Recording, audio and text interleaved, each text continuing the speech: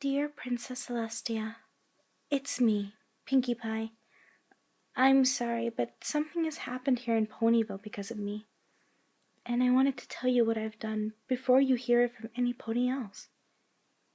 It may be a lot to take in. Things go on in my head that I just can't describe. There's this darkness that always lingers in the back of my mind. That's why I spend all of my time trying to distract myself from it by throwing parties and being active and always doing something. I'm afraid of being left alone with my thoughts. That's when she appears. My other side. She conjures these dark, disturbing thoughts that scare me. There's always blood.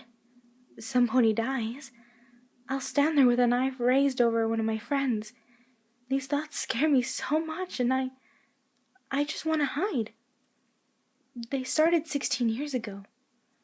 I was 5, working on the rock farm with Maud and Inky. I remember I was on top of a large boulder and I fell on my head. There was blood everywhere. I would have died if it weren't for Maud. She carried me all the way home on her back. But I don't remember much because I passed out. When I woke up, I was in a hospital bed, all alone. I imagined that something was about to come and get me, cause me more pain than I was in. These voices started creeping into my head, saying, "Pinkie, I'm gonna get you." When the doctor came in, I thought it was a creature coming to get me. I panicked and I threw something at him. I can't remember what it was, but it was something sharp. He was crying in pain and bleeding profusely from his neck. Other doctors rushed at his cry and they let him out. I explained what happened and they said he forgave me when they passed the news. But I found out later that week, just before I was fine enough to leave, that they lied to me.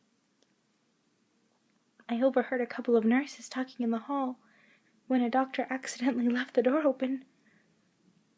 The doctor had died minutes after leaving the room. I could still picture his face, contorted in pain. I could still hear his scream. I could still smell his blood. I was a murderer. Life was difficult after that. Every night I'd have nightmares about the same event.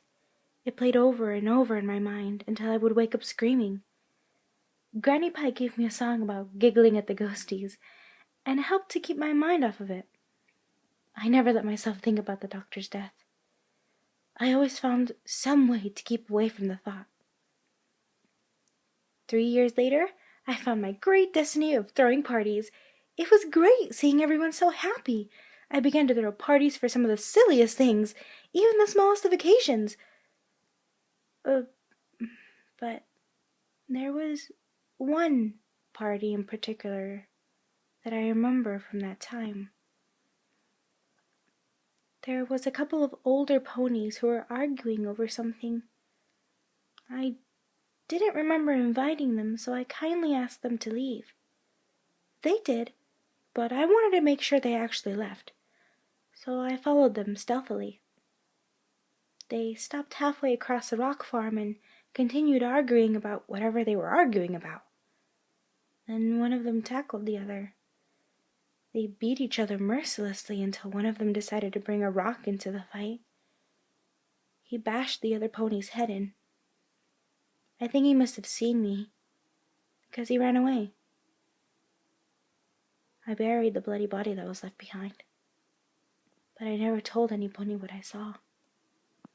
The bones are still there next to the creek that flows next to the West Fields. It is a testament to the traumas I've borne as a filly, but worse has happened since. I've made it my primary goal in life to forget my past, but it always manages to sneak up on me every time I think it's finally gone. When I moved to Ponyville at age 16, my other side began to create more elaborate and disturbing images, and a certain chain of events led to a new obsession. When the cakes let me move into the apartment upstairs, I suddenly found myself with a lot more time alone. I tried to avoid it by helping the cakes wherever they needed help, and going out to meet new friends in Ponyville when they didn't. But it's hard to find company at night in your own room, laying in the dark. At least at the rock farm, I had 3 sisters sleeping nearby. I knew I couldn't tell them all I knew, but just their presence helped keep the thoughts at bay. But I didn't have that here. I was utterly alone. As I lay there, the shadows on the walls would form silhouettes of demonic creatures. I would see them go into my shadow. Then my shadow would rise and destroy the silhouette of an innocent little filly. I closed my eyes to block it out, but I could still hear the sound of screams echoing in my mind. Even plugging my ears couldn't stop it. After a month of these insistent dreams, I couldn't handle it anymore. I rose from my bed in the middle of the night and went down to the kitchen where I found the prettiest tool I have ever seen. It was a knife, razor sharp, and glimmering in the moonlight streaming through the window. I picked it up and looked at my reflection, surprised to see her. I decided to name her Pinkamena, after myself, of course. I called her that because that was the name that I had discarded when I moved to Ponyville to escape my past. She was everything I wish I wasn't.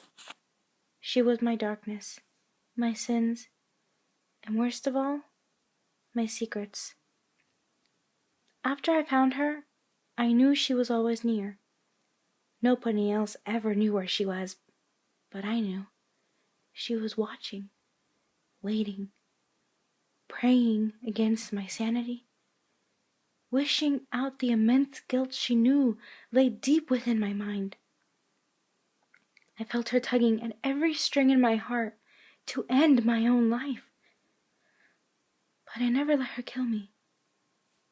But she did hurt me.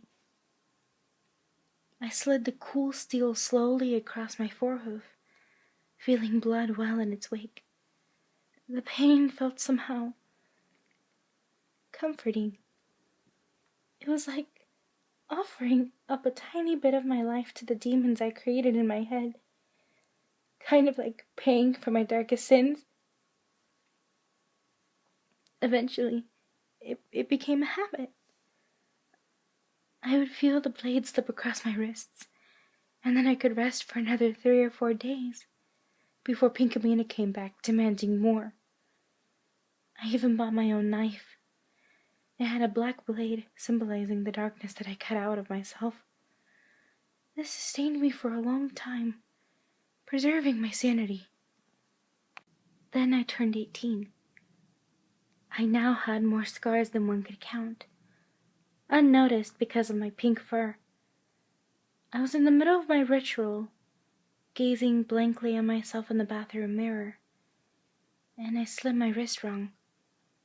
In 2 years, I never made this fatal mistake. Blood was pouring out profusely. I grabbed a towel and pressed it against the gushing wound and called for help. Pinkamena was laughing. She had done this to me. I felt dizzy, and I felt myself fall to the floor unconscious. I dreamt I was floating in this dark void. Above me was a white light, and below me was a red light. The gates of heaven and hell. Pinkamena was there. She took my hoof in hers, and she started leading me to the red light.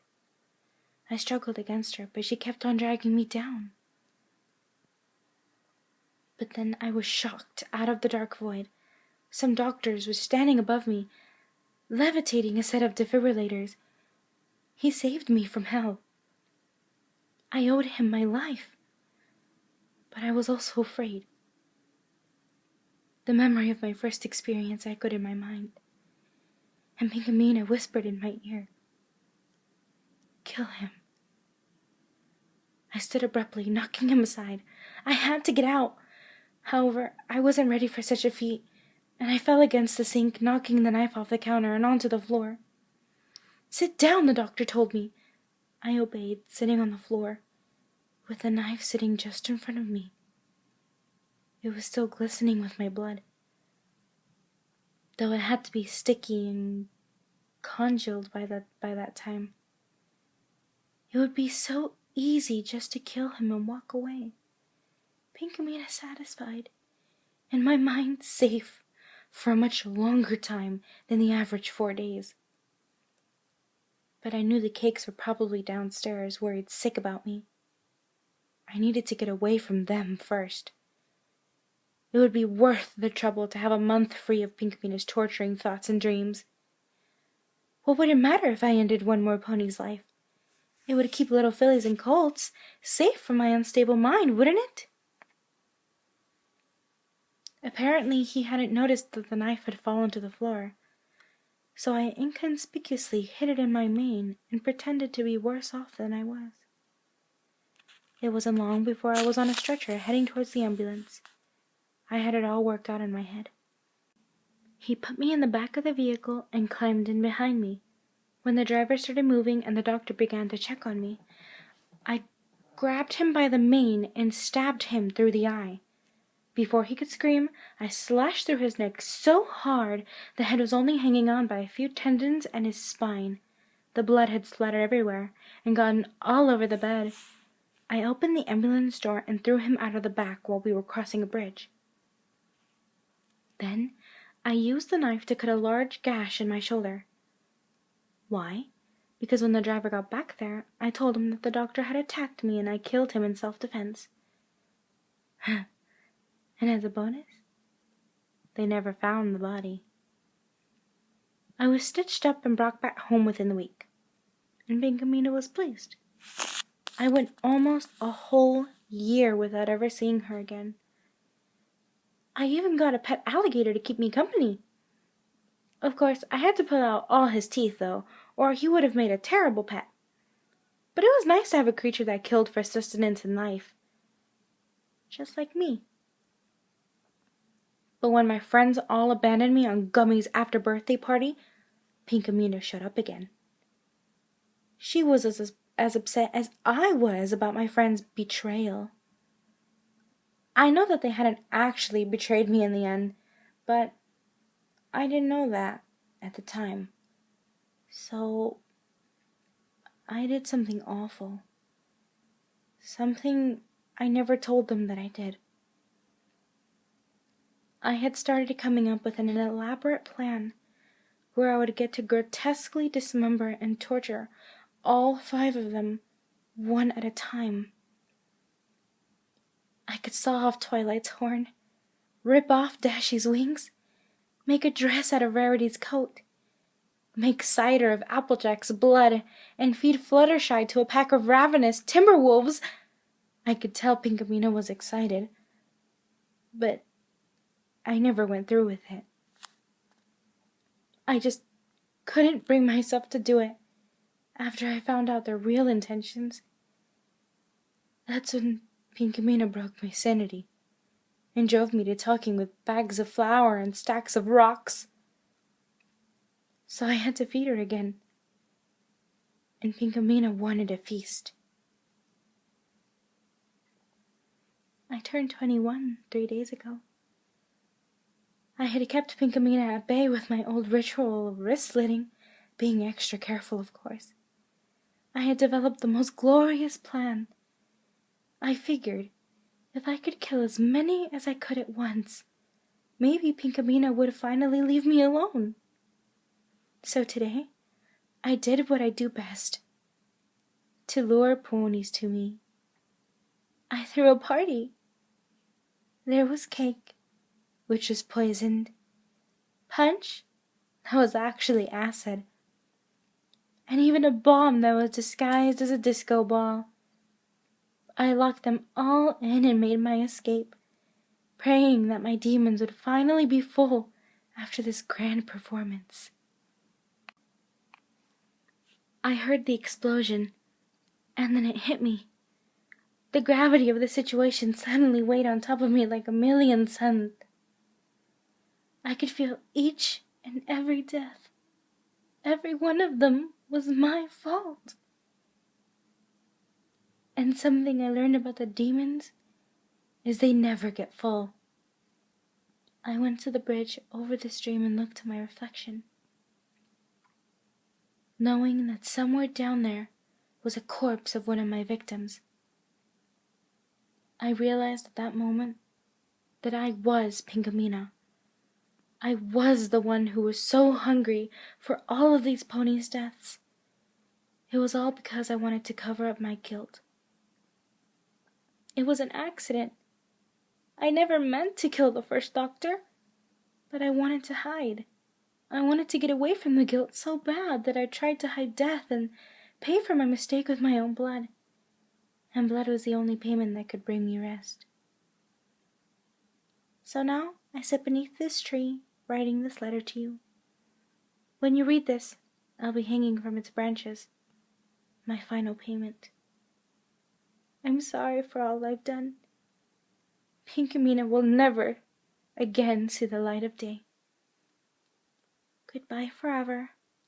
Pinkamena, Diane, Pie.